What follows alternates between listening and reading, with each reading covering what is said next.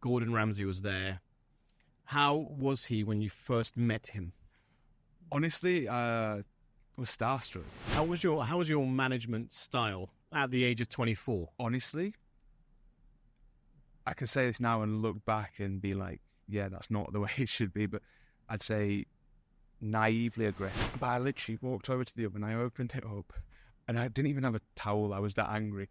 I pulled the trays out, and I was just shaking. I was just shaking.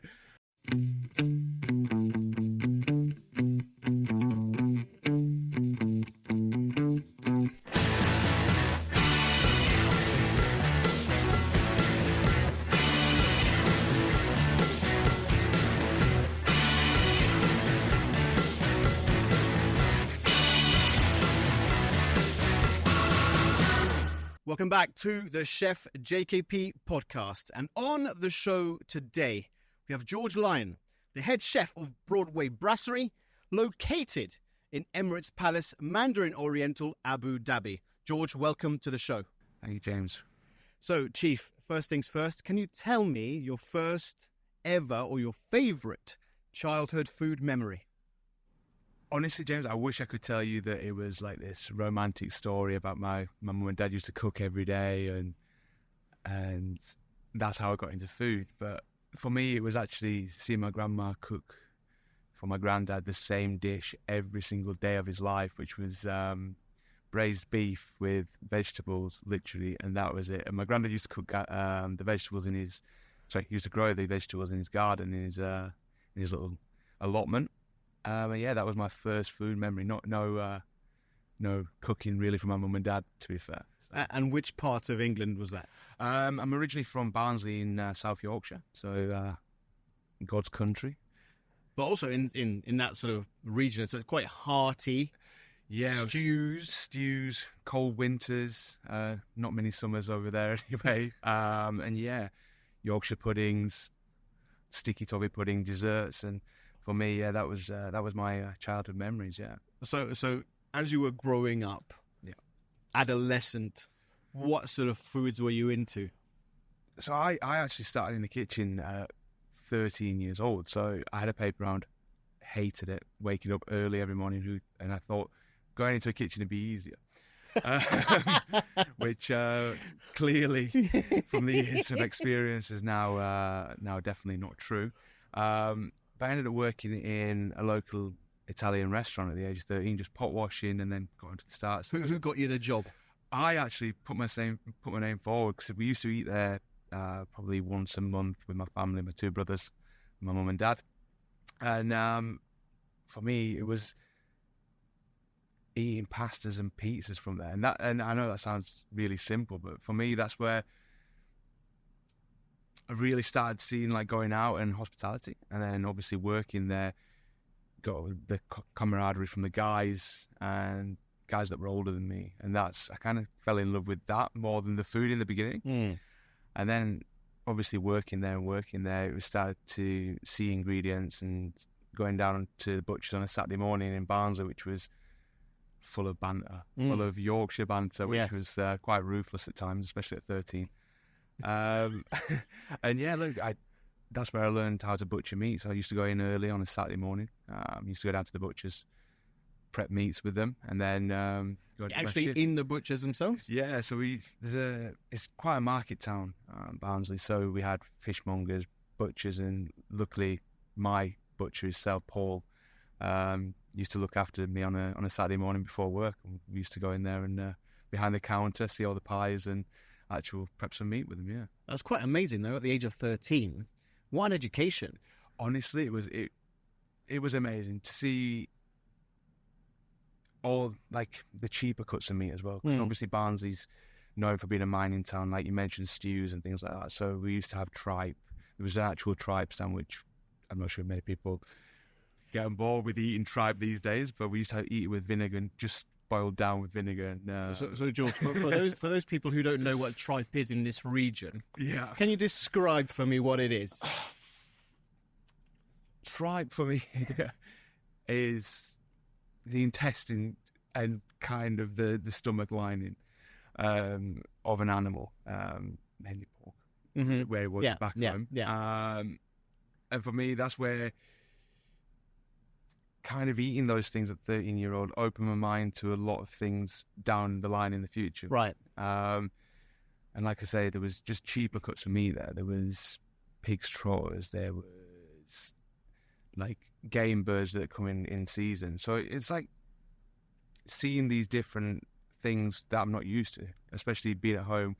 It was, like I said, braised beef every day at my nan and granddad's house, but at home it was mainly chicken nuggets and pasta because that was the easiest thing to do.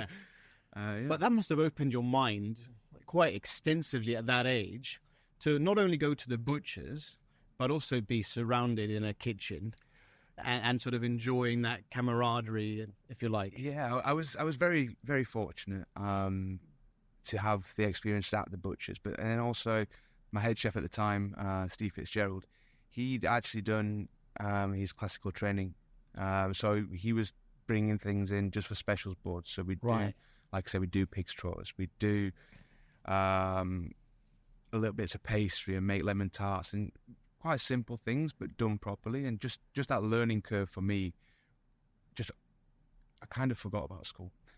So I was 13 years old. I was working, which started on a Saturday, and then it turned into a Friday evening and a Saturday all day. Then it turned into a Wednesday, Friday, Saturday, and then literally I was just kind of skipping school in the end to be working all the time, which doesn't sound particularly legal, but it was. But you must have enjoyed it though, to really, immerse yourself in that world at a very young age.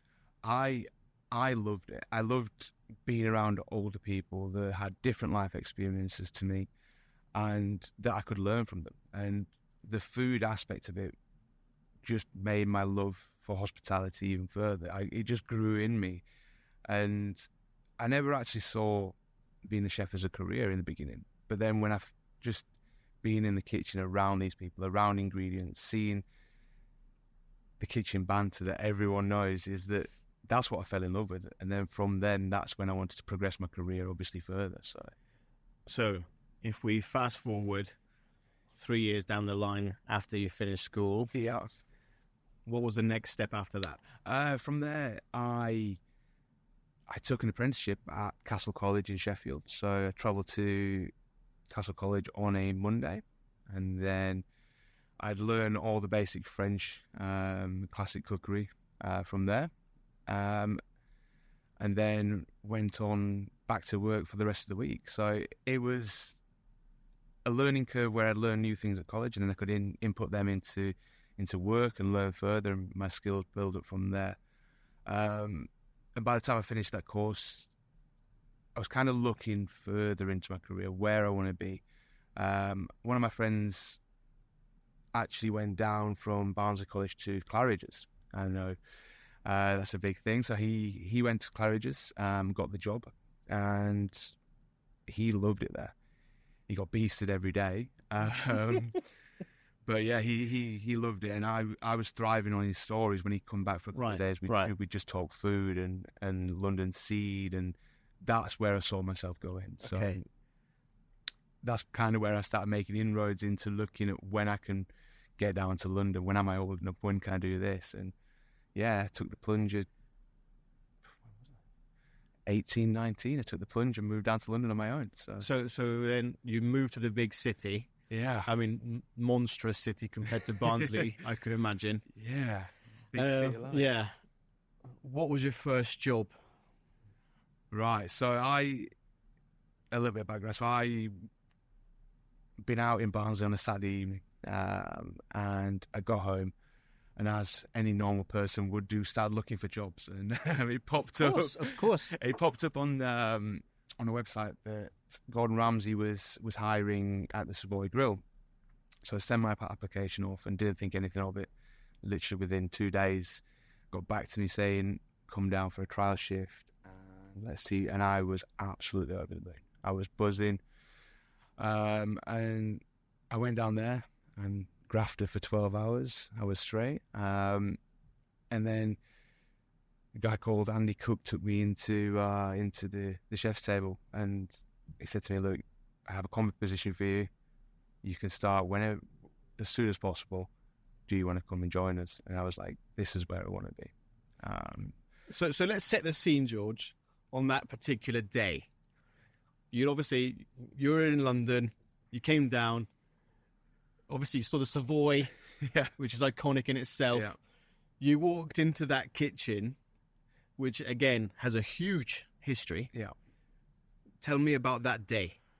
Right, so this day I put an oversized suit on, like every 18-year-old man from Basel that goes to London, thinking that was the style. I rocked up at the front entrance, not the staff entrance, and I got let in. And there was a sous chef called Lewis, and he said, "Are you here for a waiter's job?" Because obviously I looked like a waiter in my big baggy suit. I was like, "No, I'm here for a commis chef." I was very wet behind the ears. Went downstairs and I got changed. My mate had lent me his Bragard jacket, so I felt $1 million going in. And they put me on sauce section with... Straight away? Yeah, so I went in to help out the guy on sauce. And honestly, within 10 minutes I cut myself on a mandolin because I was that nervous.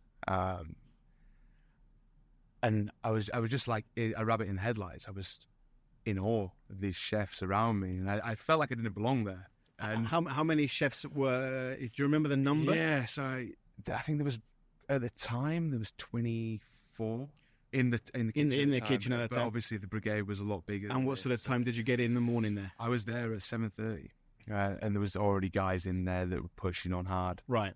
Obviously, the main pass, we had fish section on one side that were blasting out with fish prep, the meat chef at the other side, and I was just looking at these guys thinking, I want to be you.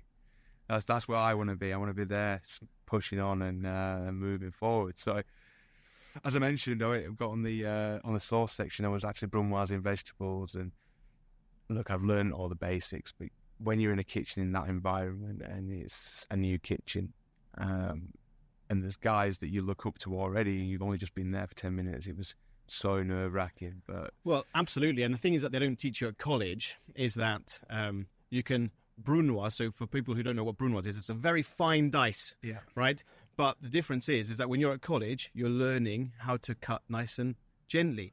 These guys in Michelin-starred restaurants, they are cutting these veg 100 miles an hour. Yeah. And they expect you to do the same. Oh, yes, definitely, especially in those first 10 minutes. Like I say, we were like, we need to get this done because we've got X amount of sauces to make, we've got X amount of meat to prep, we've got this braise to go on.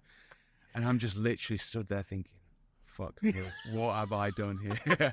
And it was grueling. And then we went downstairs at literally 5 to 11. You got a 5-minute break. So we went in, we had a quick coffee, went straight back upstairs, and then got set up for service. And then that's from where I saw tasting plates for the first time. So every section had put their tasting plates up to make sure consistency was there. And then, we started rocking into service, and I was just like, again, in awe. But the guy who was stood at the side of me was teaching me how to baste for the first time. So we had a Chateaubriand on order, and he's literally holding my arm at the side. He's like, you don't baste with your elbow, you baste with your wrist. So I'm there like that, and he's at the back of me. It was a bit strange. But honestly, like the different smells, the stock pots that were going all the time, the braisers that were going, and then in a heat of service, we did 160 covers for lunch. Well, I didn't, obviously. But I was just looking at them like they were rock stars, and I was thinking, I want to be you. And then I just wanted to work as hard as I could to be there. So at the end of it was literally there for 12 hours. We got took in, and we roll into dinner service at this point. So I sat down with him, and he's like, "Look, do you want to join us?" And I was like, I bit his hands off. I was like, "Where do I sign? When can I get down here? And when can I get in this kitchen?" So yeah, literally a month later, I came down with my parents to find a house to live. Obviously, not knowing London, I moved into Zone 6 in Hendon, right, with a 81-year-old Chinese woman who wouldn't let me use anything apart from my bedroom. So I had my shower in my bedroom. I had to do my laundry on my days off in the laundrette. It was a bit of a nightmare. Right, okay. But then work started. That's when the real graft really kicked in. So So then, once you're in the Savoy, you're working there. Yeah. Which section did they put you on first? So because I was very fortunate again, because I'd done my trial shift on sauce section, Fabian at the time had requested that I go and help him be the commis on sauce. So I went straight into sauce section, learning basic braisers, and then moving on to, we used to make an amazing suet pudding, steak and onion pudding, and we served it with a poached oyster, with a red wine jus that we'd made obviously in house. And then you'd learn in cooking duck on the bone, prepping ducks, prepping everything you can imagine we would do. And from still a very young age and a very young naive cook, just taking everything in, writing everything down. I've got recipe books still with me today from those first early days. So then, once you started on the sauce, did you start to shift around the different sections of the kitchen? Yeah. But it wasn't. What we do is we kind of every season we would have a big change around in the kitchen. Right. So obviously the seniors would stay on section, so sous chefs would be on the section, and then more of the juniors from commis to chef de partie would rotate sections. So you get to see everything, and obviously it keeps you quite fresh in the mind. So we would alternate from sauce section, and then they'd put you on fish, and then it'd be garnish, then it'd be larder. So it wouldn't be the same routine for everyone to go on sections, but you would learn the whole kitchen, then move on to pastry. So I got a very good base skill in that world from that kitchen. Yeah.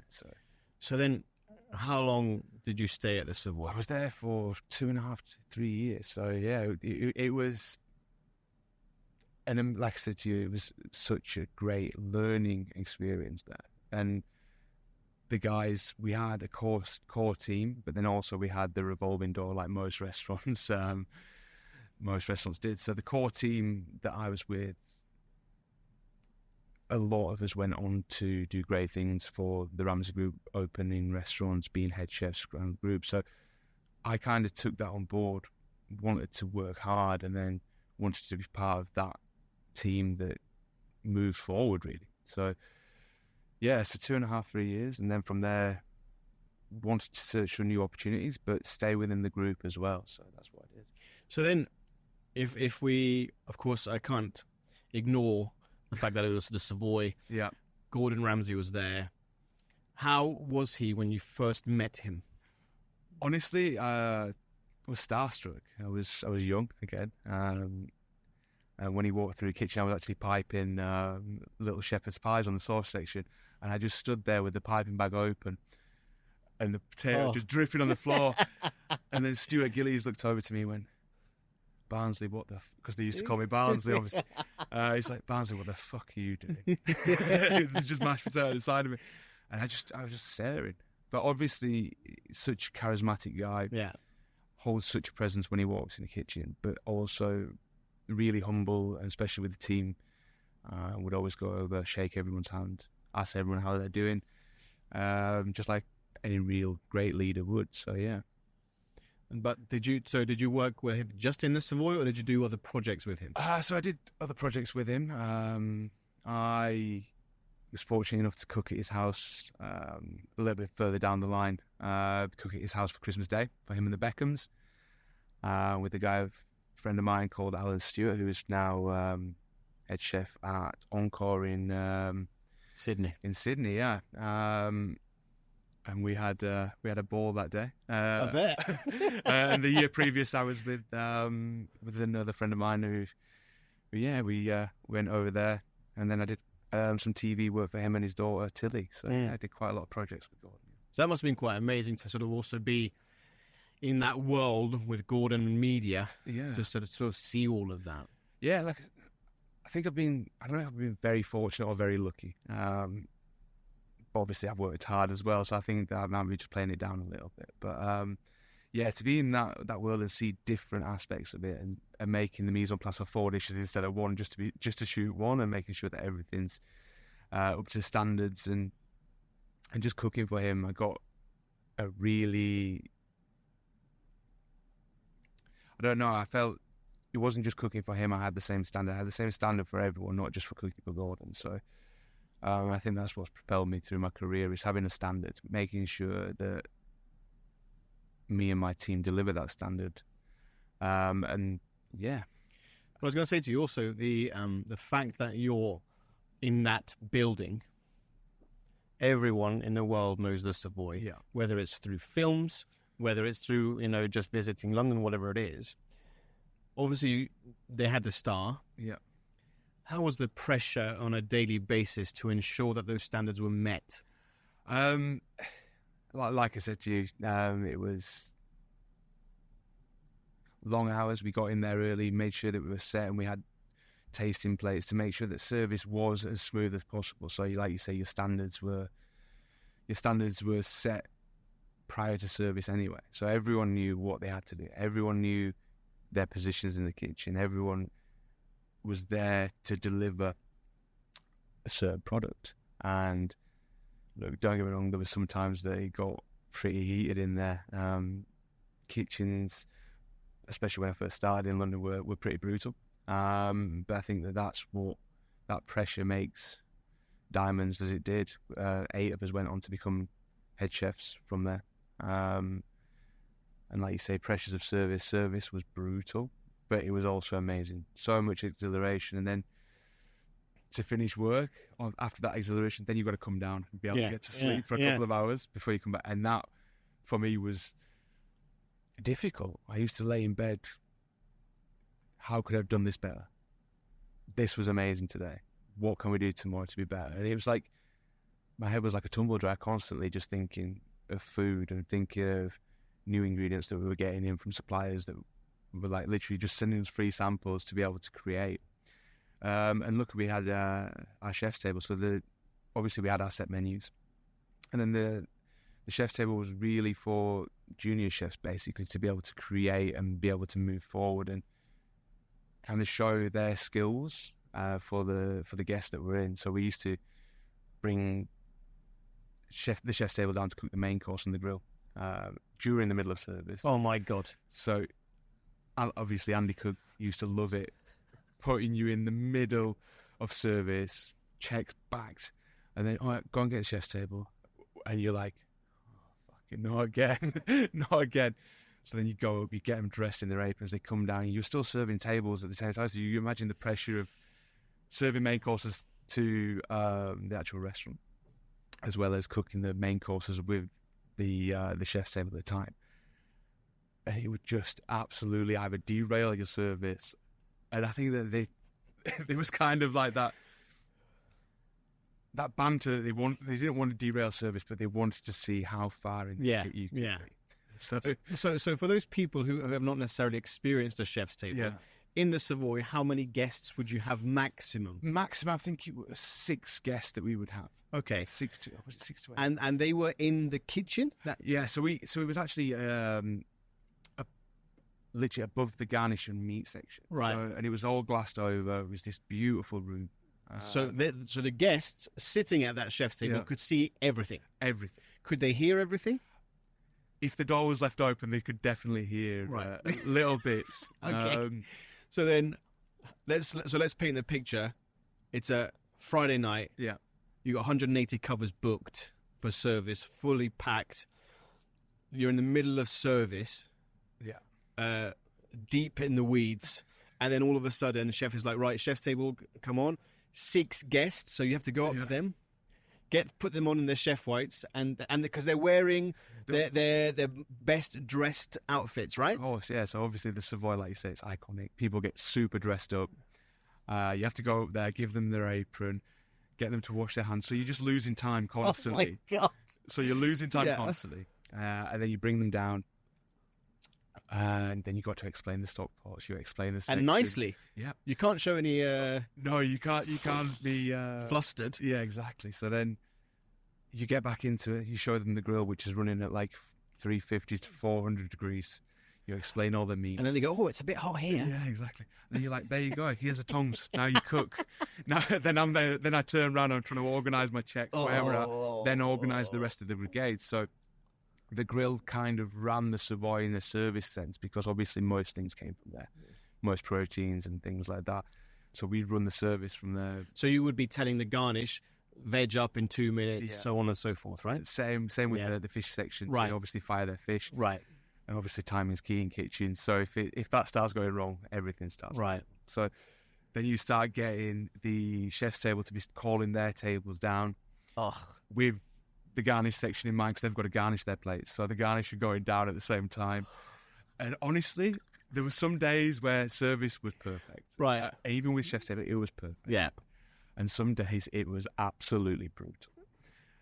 And there was nothing you could do, because you were just there like, I've got 10 orders away. I've got 10 tables away, 180 covers in the restaurant, 6 covers cooking, and they're just cooking on your grill like it's just a normal slow Sunday. Yeah.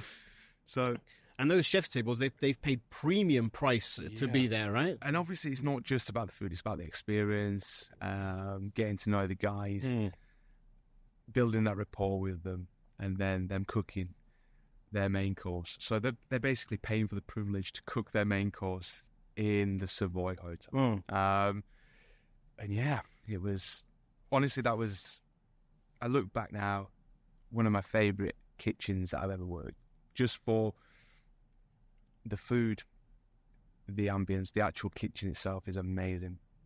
And people that you get to meet as well. So the chef tables, you get obviously everything from celebrities to business owners to your average Joe like me, and their families that come in and want to have a super special occasion. And yeah, honestly, I'm smiling so much because that's how much it means to me. I just had so many great memories and fond memories from there. So then, when did you, and why did you decide to move? I think, as I mentioned, you don't want to become too stagnant or be in a role where you're just constantly doing the same thing. So I wanted to experience a few new things. I knew that Gordon was looking to open in Battersea in London House. I wanted to get a little bit more experience before then. So I moved over to Maze and Maze Grill. I was junior sous at the time. And again, just new different experiences. But Maze Kitchen was a tough kitchen to be around. And to be honest, I struggled in like to fit in there because I come from completely different style of cooking to their obviously Japanese French. And there was another tough change for me. Yeah. And what was the style of food? So in the Savoy, as you said, classical, French. You knew it very well. Yeah. You could smash out 300 covers plus if you needed to, and then you were moved to another branch, which was Maze Grill. Yeah. So what was it about that particular kitchen that sort of, even as a junior sous chef, which is actually quite a full-on position? Yeah. What sort of set you back, do you think? I don't think... For me, it was completely different. So we went from doing big numbers at Savoy, and it was a little bit quieter over there in the sense of Maze Grill. And I wanted to get into Maze, really. So I spent all the time in a smaller kitchen, more close-knit. I was used to having a bigger team around me, and I don't know, I think it might have been just my personality at the time. I think that I enjoyed cooking still, but it wasn't the kind of where I wanted to be in my career. I was a bit of a crossroads, to be honest, because I knew where I wanted to be doing the new opening. And for me, I kind of moved over to Maze, and it was a little bit completely different in the sense of like gels and making foams, and just completely different to the sense of food that I was used to cooking. Right. And then fitting in there, I don't know, there was a core team there, and I kind of went in as junior sous, and it was like a little bit of like that pushback, you know? Okay. And yeah, so then I literally was there for a couple of months, and then got the call back from Simon Gregory saying, look, we're going to open here in Battersea. Come over. And that was a completely different experience. So a great mentor, Anna Hoare, who worked at Pied de Terre 2-star. She had an amazing palate. Her food was clean. It was not too many ingredients on a plate, but just everything was cooked immaculately. And I wanted to be part of that. I pushed myself in there to be her number 2. I wanted to be that. So I went in there, and we opened with the ambition of getting a star in London House. And within the first couple of months, we got 3 rosettes. We pushed through. And the business levels, because Battersea was quite out of the way and quite restricted, no tube line, there's no bus routes or anything like that really. There's a bus route, sorry. It was quite quiet, so I stuck there, moved up to Senior Sous within a year, a smaller kitchen, learning a lot more management this time, not really as much cooking. I was on a section every probably once a week instead of being on the pass with Anna. I learned a lot more management and obviously flavour-wise from her, and using seasonal products. We literally changed the menu every 2 weeks. Blimey. Yeah. That's a challenge. So we'd get consistent for 2. First week was a little bit of push, then we get consistent, then we've got to be already thinking about the next menu. So we're moving constantly. And we had, I think it was 35 quid for 3 courses. We had only premium ingredients. You know, we had scallop and lobster tortellinis. We had veal, vitello tonato from the best milk-fed veals, and it was just amazing cooking. But as a business, it wasn't performing as the group would need to. So Anna eventually moved on, and that's when I was approached by Chef Jockey, James Petrie, to kind of rebrand London House. And I was, 24 years old, and take over as head chef. So at that age, well, it was like I couldn't turn down that opportunity. And I was so naive, I'd gone from sous chef, don't get me wrong, pushing hard as a sous chef, to then steering the ship, having the responsibilities, the P&L on me, everything was on me, and menu design, creating with a smaller team. Oh my God, it was tough. How was your management style at the age of 24? Honestly, I can say this now and look back and be like, yeah, that's not the way it should be, but I'd say naively aggressive. Was that because you had a point to prove?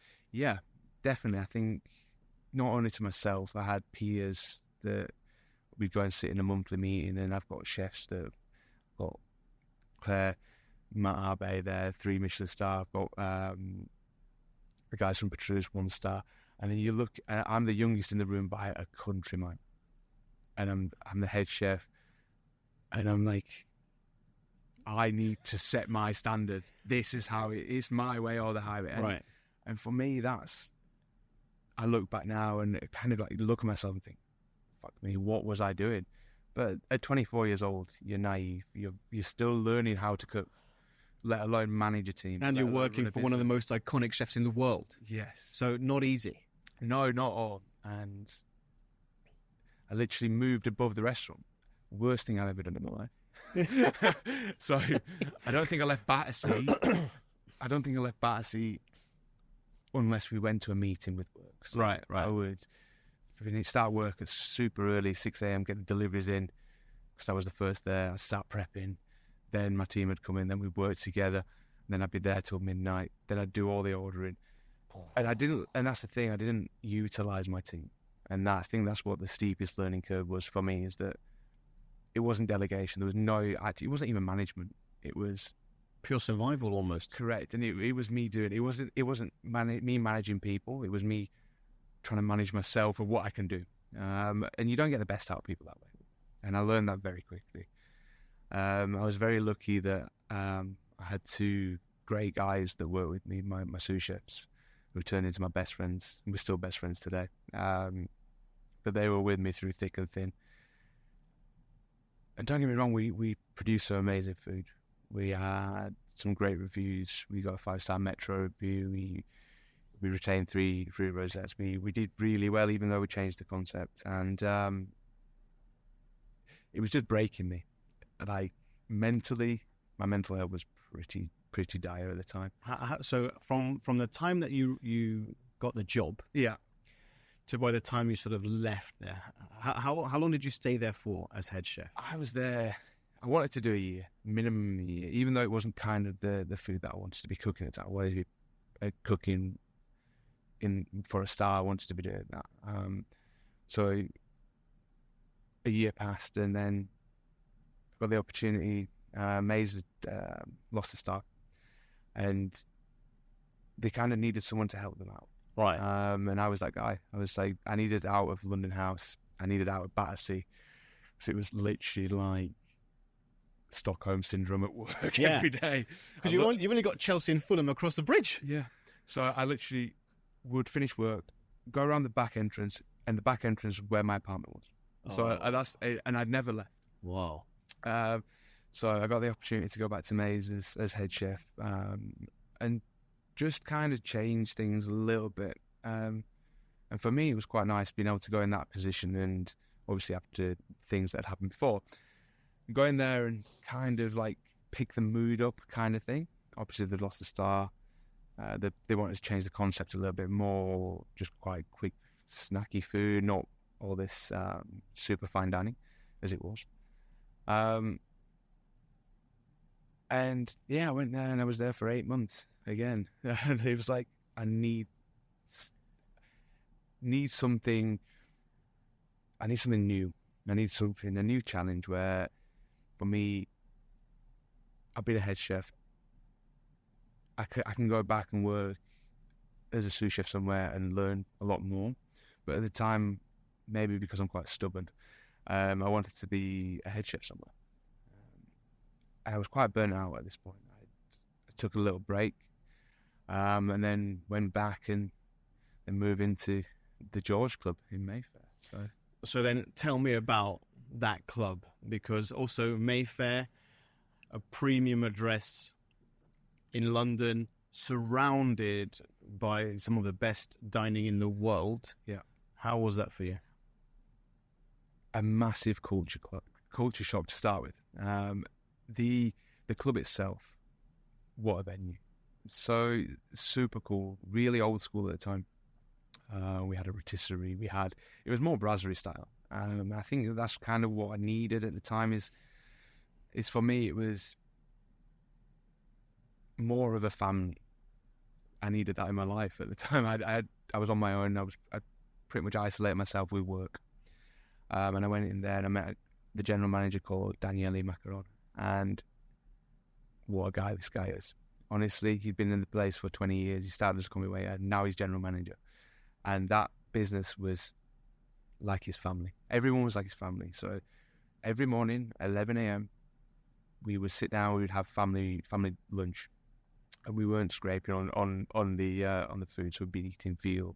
We'd be eating, of course, we'd make a veal stew, but then we'd have like a tuna tartare, or we'd have an amazing pasta because it was quite Italian-based. And they kind of just welcomed me in, and I needed that at the time. And then from there, we started growing the business. So it was downstairs. We had like a bit of a nightclub, bar and nightclub. So we had a different menu down there. So we had some super cool snacks on. And then upstairs we had the dining room on two sides and the kitchen right at the back.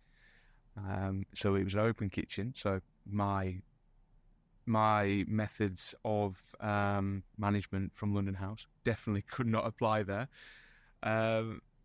And the team, we had a massive team because they invested so much in the people, and people had a life there, which was different for me. So what were the usual working hours then for you?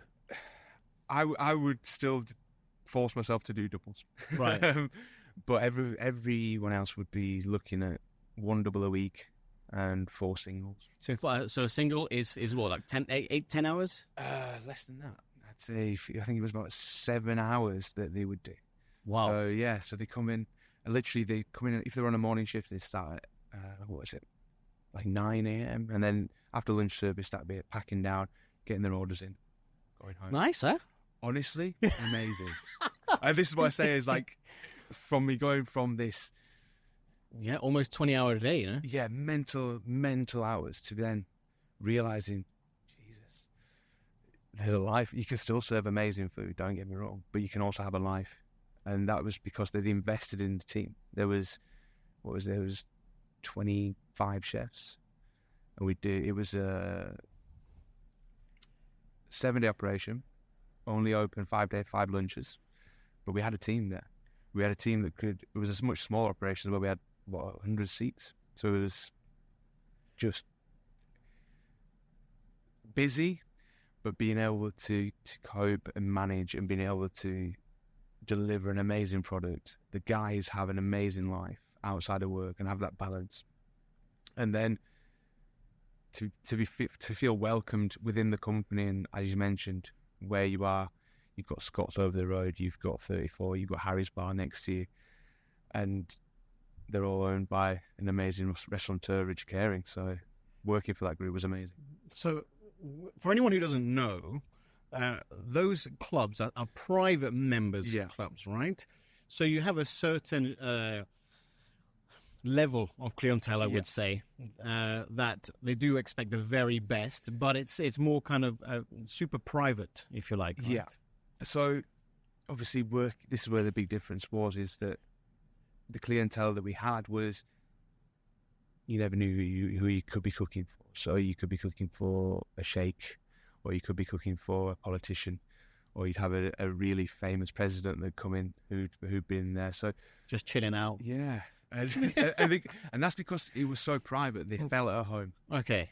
And there was no cameras in the club. Sure. They could come in, could have a coffee, they could have a whiskey, they could have their dinner, and they could actually relax. And we had an amazing cigar terrace where people would come and smoke absolutely huge cigars, which would waft through the restaurant. But like you say, you had to be of a certain caliber of person, whether that be a high-ranking official or things like that, to become a member of the club. So, yeah. And how long were you there for? I was there for just under 4 years. I was there. So you must have enjoyed it. Honestly, like I say, I felt like I was part of a family. I loved the guests because they feel like they're not being approached. They feel comfortable. They would actually come up and talk to us, and you'd have amazing famous faces come and speak to you like a normal person. And like I say, we were using the best products we could possibly buy for these people. So there wasn't really that, oh, we have to buy this beef shin to braise it down to be able to sell it for this amount of money because of the P&L. It was, you can buy the top A5 Wagyu, you can charge the money for it, you can buy this 500-gram white Arbor truffle, which we did on many occasions, and we'd have that presented in the middle of the restaurant, which would last literally a day. Because when it was truffle season, that was it. Everybody knew. Yeah, so we'd have the simplest dish in the world. We'd have a homemade tagliolini with a super delicious butter emulsion, and we'd just finish it with an absolutely mountain of white truffle. And people would come in for that. It was simple, but it was super tasty. And that's what we delivered to our guests. But also, that must have also honed in the type of food that you're doing now. Yeah. Because if we fast forward, you're now in Abu Dhabi, in, again, an incredibly iconic location. Yeah. Tell me about the brasserie. So, as you mentioned, the iconic location, we're in the Mandarin Oriental Emirates Palace, the most beautiful space for me personally. Anyway, in Abu Dhabi, we have an amazing 1.3 kilometer private beach, the only one in the UAE, and then we have a spot which is completely different to the decor in the hotel. So we have a brasserie named Broadway. We have 270 seats. We've got an amazing bar, beautiful terraces, and at the back we've actually got a private speakeasy theatre as well. So yeah, the place we have is amazing, and as I mentioned, completely different to the actual hotel. So it's really easy going, but super delicious food, amazing cocktails. So walk me through the menu. What sort of things have you decided to sort of put on there? Which heavy hitters are working well? Like we said,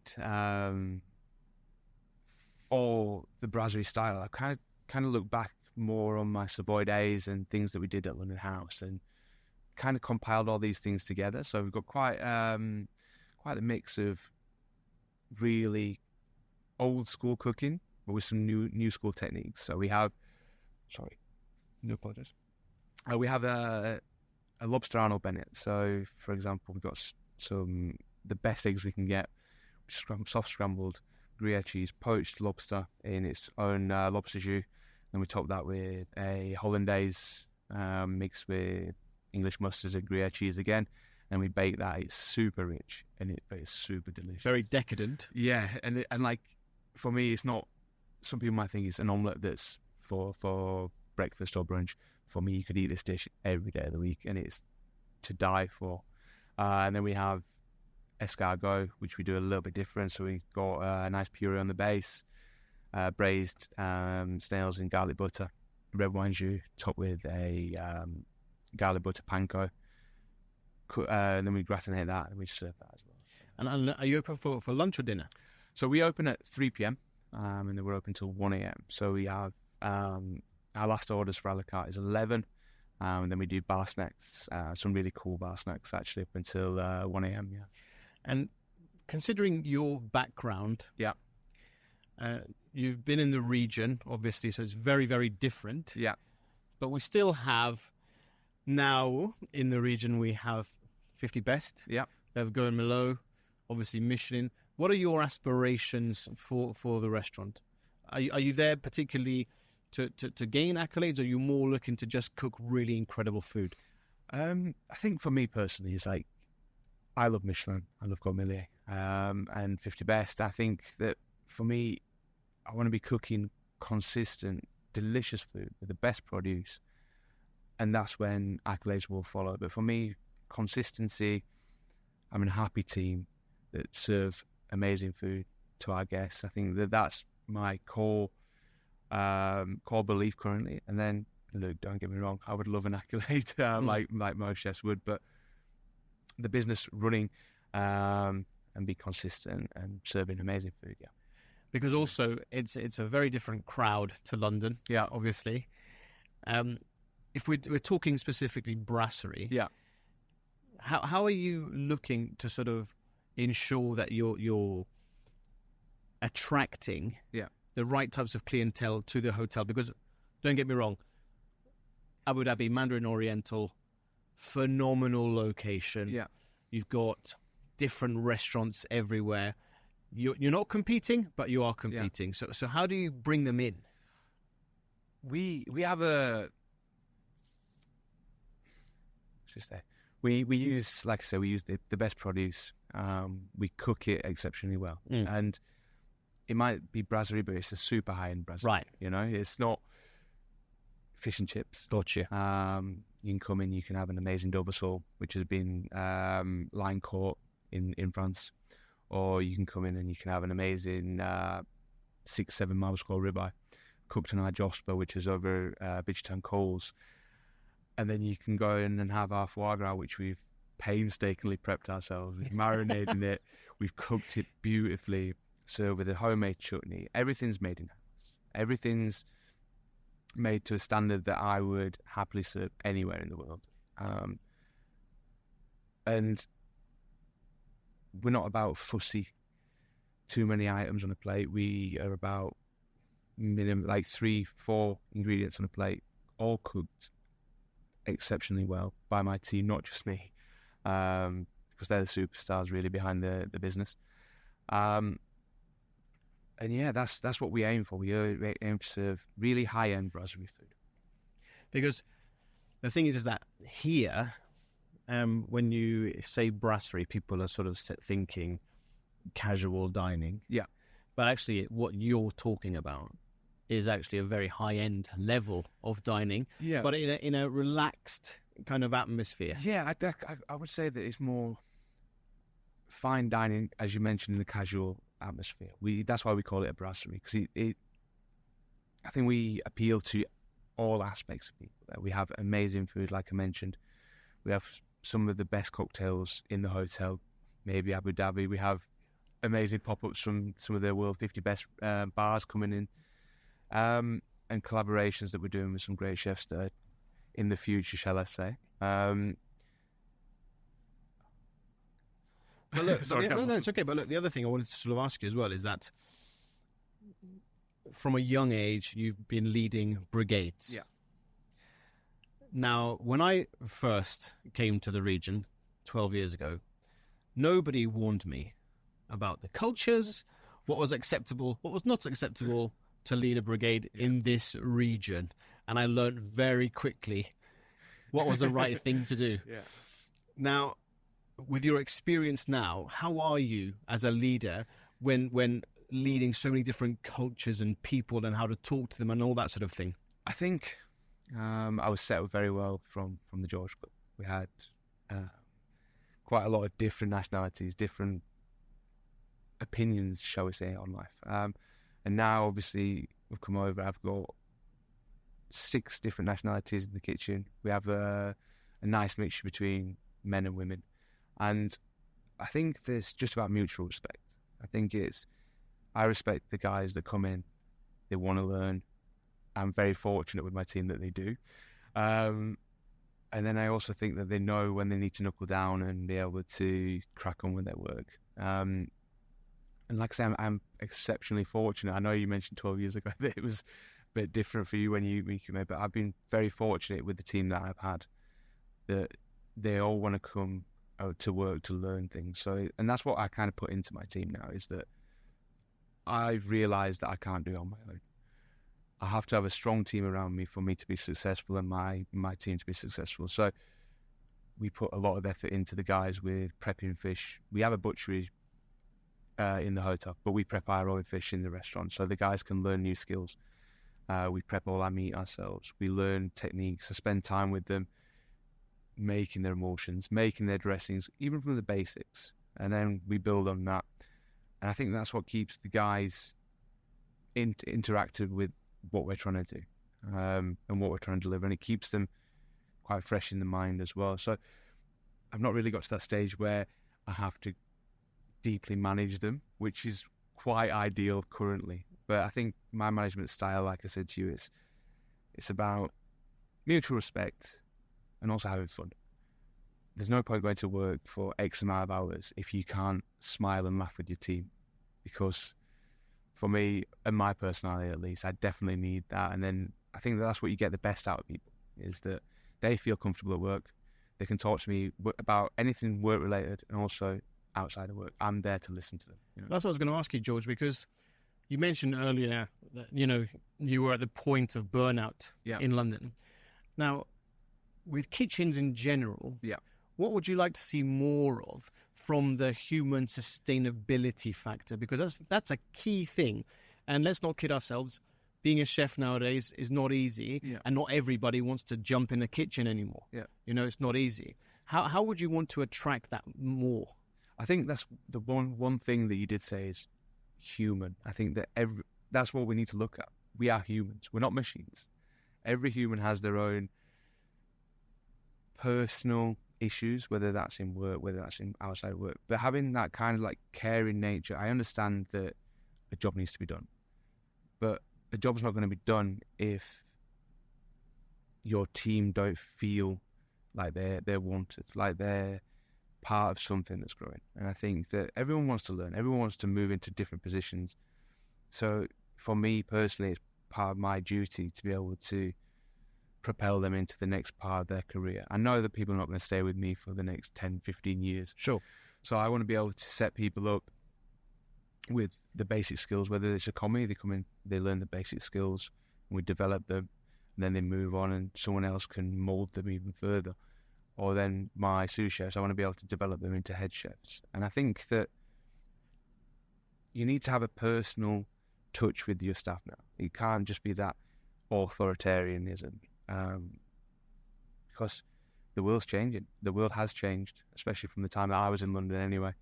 And I've seen that over the years that I've worked in the industry, is that we have a lot of young chefs now that they come in and they spend 6 months in a kitchen and that's it. They don't want to do their job anymore. So we need to be able to give them the tools to, one, want to stay in the industry, to develop themselves within this industry, then look at being the future leaders of the industry as well. So I think that we need that platform to be able to build for them. And what would you like to see in the future when it comes to the predictions, not just in Abu Dhabi, but in the UAE when it comes to dining? I think that in the UAE and Abu Dhabi, I think just to keep going from strength to strength, like you mentioned, we've got Michelin here now, we've got Gourmet, we've got world's 50 best, and we're lucky to have 2 Michelin star restaurants in the palace itself. So to be able to keep developing the food scene, there's so many great chefs in Dubai and in Abu Dhabi now. So you're talking your Jason Atkinsons of the world, the guys that are there have been pushing Michelin for years, and now that's what they're doing with the scene. I think that the scene is starting to emulate, or if not emulating, the rest of the world with London, with France. And I think that that's a great thing for young chefs, and looking at moving over to the UAE to be able to develop their skills here now. Absolutely, because that's the thing I see a lot of, is that we have huge amounts of talents from Europe, US, Australia.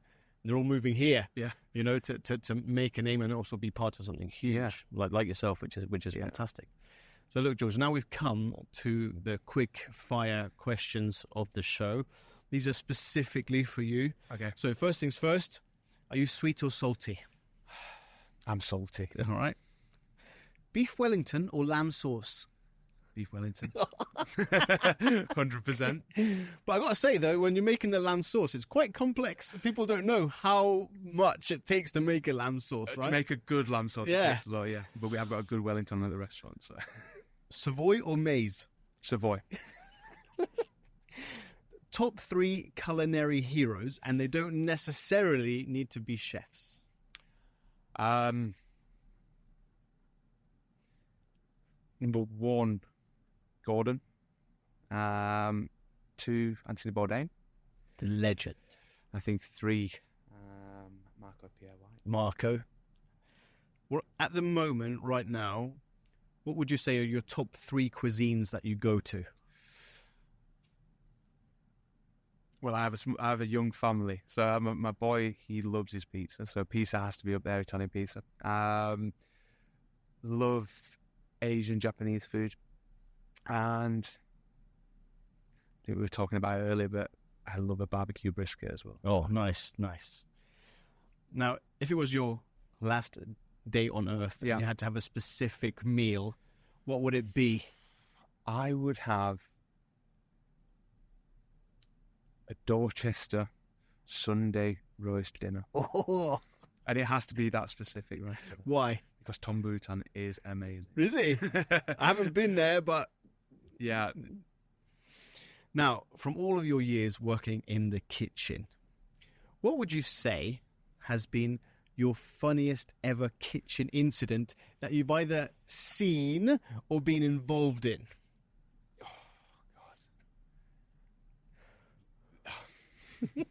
There's so many to picture. So, right, I'll give you a quick story. It wasn't funny at the time, but now I look back and it's absolutely hilarious. So this goes back to London House. It was Christmas Eve.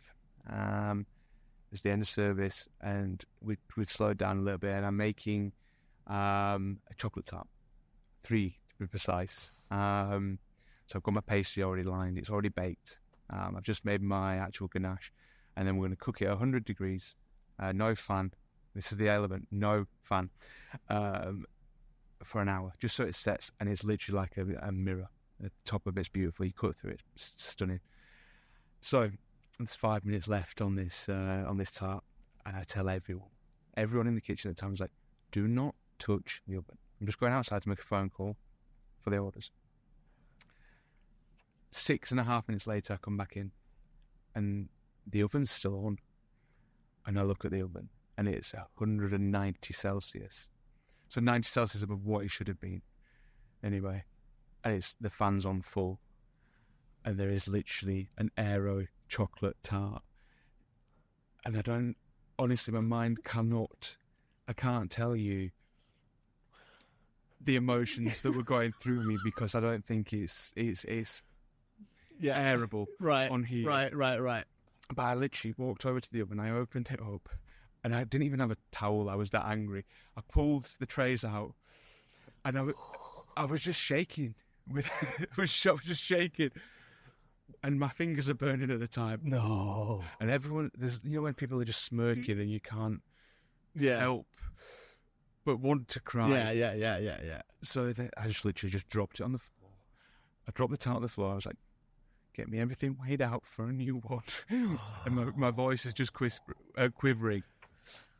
And I'm thinking to myself, fuck me, I have to stay here till 3 a.m. now to line some new tarts, make a new case. And it's Christmas Day tomorrow, so we can't mess that up, can we?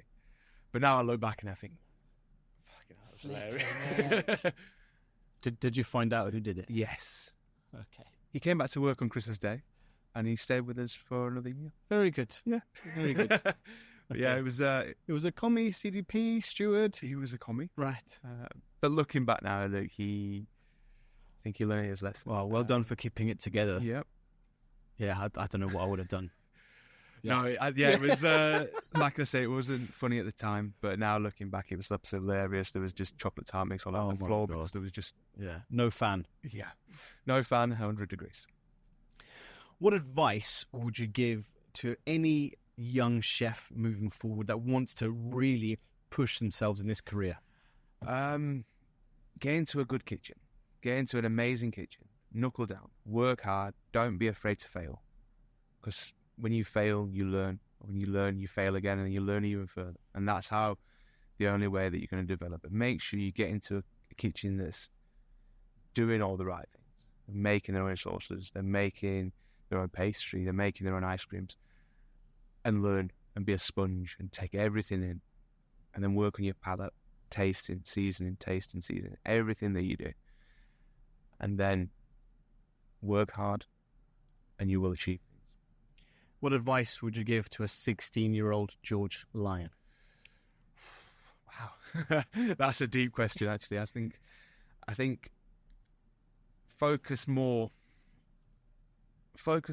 on what your ambitions are and what you want to achieve, and don't let distractions that come in everyday life. Don't let those distractions knock you, and make sure that you work as hard as you already have, but harder. Now, George, if anybody wanted to get hold of you through socials, how can they do that? So I'm on Instagram. My handle is @Lyon, so @LYON. There's 3 underscores underneath, so a bit of a strange one. And that'll take you to my Instagram, which is more about my food style and what we do on a day-to-day basis in the restaurant. And then obviously at the restaurant itself, Broadway, Emirates Palace, Abu Dhabi. I'll put all of those in the show notes as well, so everybody can have those links. Now, George, I just wanted to have a quick recap because it's been quite extensive. Yeah. So from your amazing childhood memories, of course, going to the butcher, having that kitchen life, that camaraderie, which I think is phenomenal, to then going to college, learning everything, to then making the big move over to the big smoke and learning so much about, not just about cooking, but also about yourself, your management style, London housemaids. I mean, it's amazing. Plus that private members club, which sounds like a dream job, to be honest. Honestly, it is. To then, of course, coming to the capital, opening Broadway in this one of the most iconic locations in the world, I have to say. Michelin, guiding everybody, your team, aspirations for the future. It's just been amazing. On behalf of the Chef JKP Podcast, I just want to say thank you so much for coming all the way over from Abu Dhabi to being here with us, and it's been absolutely incredible. I wish you the very best of luck, and I know you're going to go places. Thank you so much. Honestly, thank you for having me. It's been a great, honestly, it's been fun, which I've enjoyed. I've really enjoyed going back through some memories, which has made me smile from ear to ear all the way through. So thank you for having me, and let's catch up at some point.